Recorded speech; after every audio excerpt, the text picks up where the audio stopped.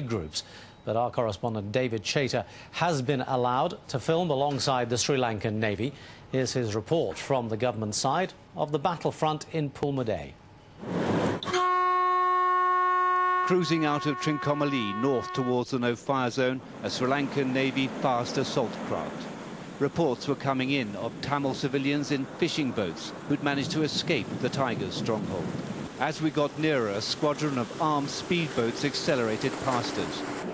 The radar showed we were less than 20 kilometers away from where the Tamil Tigers were making their last stand. It was here we found the families, still within range of the battlefield mortars held by the Tigers. Their ordeal was almost over, but they were desperately in need of food and water. The crew of P422 stopped their engines and threw bottles and biscuits over the side to them.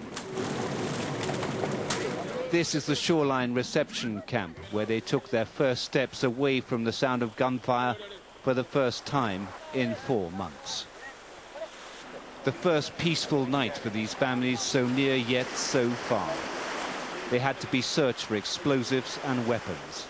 Suicide bombers have infiltrated their ranks before with deadly effect.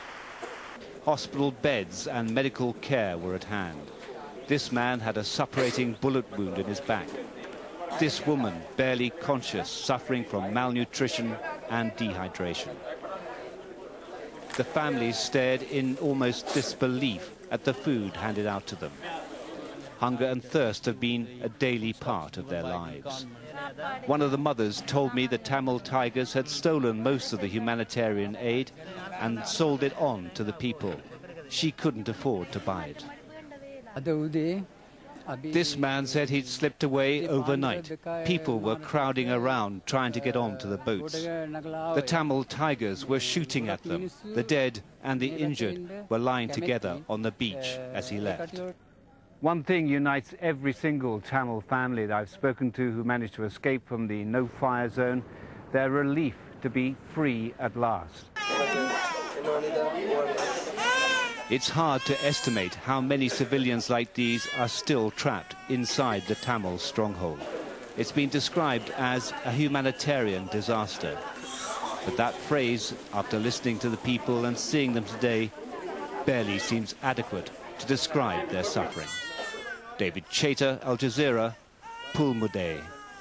Well, David Chater then moved on to Trincomalee, the main base for Sri Lankan's Navy, where he spoke to more of the Tamil civilian refugees and found once again all of them critical of the way the Tamil Tiger fighters had been treating them. It's still unclear how many more Tamil civilian families are still trapped inside the Tamil Tigers' last stronghold.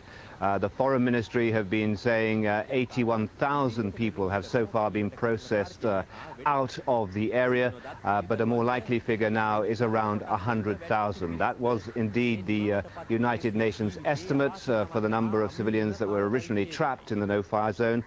Between 100,000 and 150,000, so still a long way to go, still a humanitarian catastrophe going on inside the no-fire zone. But most of the Tamil civilian families I have spoken to who just returned from the no-fire zone, having escaped, they said that they were very bitter about the way the Tamil Tigers had treated them. There seemed to have been, in a way, from what I could gather from the people I spoke to, a sea change in the opinion of those Tamil civilians about the Tamil Tiger leadership, seeing the men that were supposed to be protecting them, supposed to be fighting for their own homeland, exploiting them, shooting at them when they tried to escape, stealing the humanitarian food supplies. So that has had a great impact on the Tamil Tiger leadership. It is eroding support.